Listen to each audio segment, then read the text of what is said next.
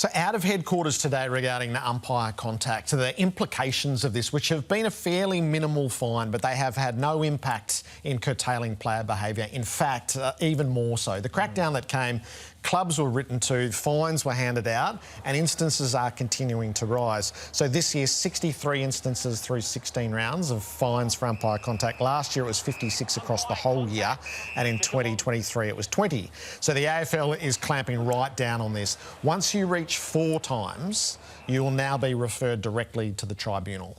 Now, the likelihood is that becomes a more severe fine, but there's also the possibility of suspension for that. So who are the players? This runs over a 2-year period. So this dates back now. It's a rolling 2-year cycle. So from round 17, 2023 to this weekend is your 2-year cycle.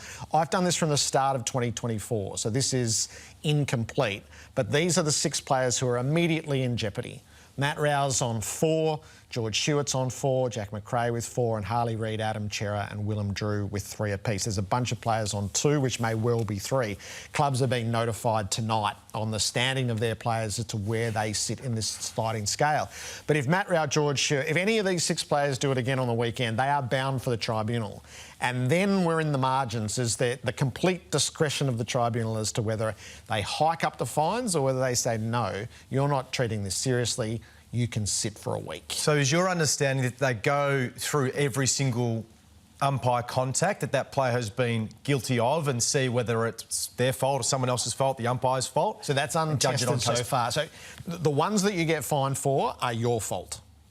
So and that stands, and you accept your fine and you pay, so you are guilty on that front. No contest there. The 4th or the 5th one that will now see you before the tribunal, do they consider your whole body of work? Do you keep doing the same thing? Are you a recidivist or are you unlucky? And is it going to be up with the fines, or are you going to... You can have a week because you keep using the umpire as a shield, or you have no regard for the space that's designated for the umpire. So very grey, but clearly necessary. The players, if you just look at the raw numbers, the players aren't treating this seriously. Yeah. So let's say Matt Rowell. Players have just got the information today, is my understanding, that an accumulation of umpire contact will then either ask for a bigger suspension or a suspension. A bigger fine or a suspension. A bigger fine. Players haven't known that. So does Matt Rowell go back to 0? No. This is a rolling 2-year cycle. That's unfair. I think that's unfair. And it's not a demerit point system, so if you get suspended, it doesn't clear. You hold... So every time Matt Rowell's date 2, round 11, 2027, so he's going to be on this short leash right now, all the way through to round 11, 2027. So Matt Rowell has found out, round 17, on the verge of playing their first final series. If he runs into the umpire in the last game of the season, he could potentially miss the first final. Yes. And he hasn't had any idea whatsoever that an accumulation of umpire contact could end up in him being suspended. No, but he does until know round it's 17. an offence and has known through his 4 that this is prohibited behaviour. But never known that it'll come to a suspension. No. Until now. I think that's unfair. I really do. I think if players were aware of that being the case, and you are a recidivist and you have got multiple instances where you are having umpire contact, absolutely. That is the rules. You have to abide by the rules. But for a player or players to be notified at round 17 that could potentially happen before the finals, in a prelim final, that you might miss the grand final and not know 8 weeks out, I think that's really unfair. They're big players on that list too, and it's a longer list than that. You sat here last night, we'd been told about the umpire contact crackdown, and we explored the implications of that. Your instincts are dead right, talking to clubs around the competition today. Just my radio producer, Ollie, today likened it to suddenly attaching demerit points to parking fines with no warning and then applying them retrospectively. So the little sequence of events is in September at the Rules Summit, which clubs and players were invited to. Those from Clubland, when confronted with this, said fines won't work. You need to pay free kicks. There was a reticence, and guess what? The fines didn't work. And now we've watched the numbers spike, but those who are copping the fines will tell you it's because the threshold has lowered. And we went back through, so we showed you the names last night. We went back, so these are the players who are in instant jeopardy. There are 9 of them having completed the work. Matt Rowell, George Stewart, Jack McRae, Jordan Dawson, Zach Butters, Harley Reid, Adam Chera, Willem Drew and Hunter Clark. So midfield bulls in the most part. Yep. And then we looked, so what is the threshold? And this is the one we found. You might not have seen it. I've seen this. You've seen it. So yeah. this is Matt Rowell and Toby Green. You play the game at home and work out who got fined for this. Top of screen. So umpire steps on Toby Green's foot. Gold Coast are awarded the free kick. And this is Matt Rowell's umpire contact, which means he's got a 4th umpire contact and a $5,000 fine. So when you speak about the threshold, that is not what I think umpire contact is. Firstly, he didn't even contact, he didn't push Toby Green into the umpire. So there's so much wrong with that particular instance from my point of view. And the clubs and players have got absolute right, I think, to be angered by this. 1, because of the surprising nature, but 2, the threshold. That doesn't warrant maybe a free kick, but certainly not a fine and a potential suspension. Once again, I'll go back to it.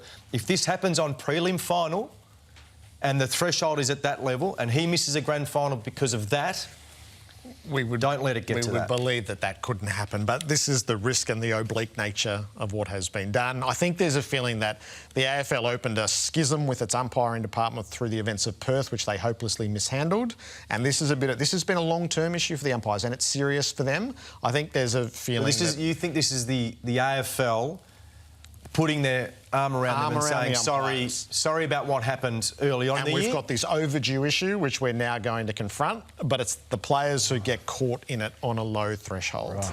Well, the news this week about the umpires, so how do you address that this week? Well, we addressed it last week.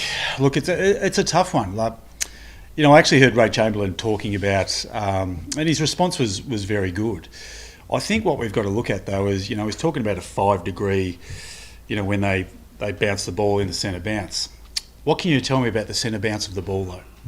Goes anywhere. It goes anywhere, absolutely. So it's really, really hard for the players to actually sit there whilst maintaining the consistency of protecting the umpire. But also, if the ball bounces sideways, they're going to move. My question is, have the AFL spoken to the AFL Commission about, listen, can we, for the remainder of the year, let's take away the bounce, it's centre bounce, and throw it up, and let's see if there's any significant change in the data. Because at the moment, the vast majority, I would say, happen at centre bounce.